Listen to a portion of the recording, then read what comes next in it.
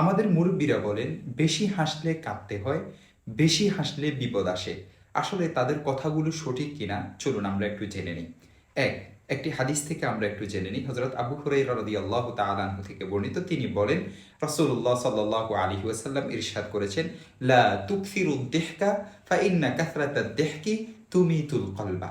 তোমরা বেশি হাসাহাসি করো না, কারণ বেশি হাসলে এটি অন্তরকে মেরে ফেলে, অন্তরকে প্রাণহীন করে দেয়। তিরমিজি হাদিস নং 2305 এবং ইবনে মাজাহ হাদিস নং 4268। একজন মুসলমানের উচিত নিজের অপরাধ ও আল্লাহ তাআলার শাস্তি ও আযাবকে মনে করে বেশি বেশি কান্না করা।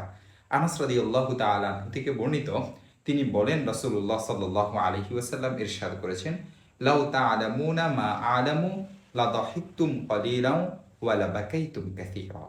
তোমরা যদি জানতে যা আমি জানি, তাহলে তোমরা কম হাসতে এবং বেশি বেশি কান্না করতে।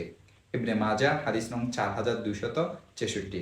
তবে বেশি হাসলে বিপদ আসবে বা পরে কাঁদতে হবে এমন কথা কোনো জায়গায় নেই, কোনো জায়গায় আসেনি। এটি ভুল প্রসিদ্ধ কথা।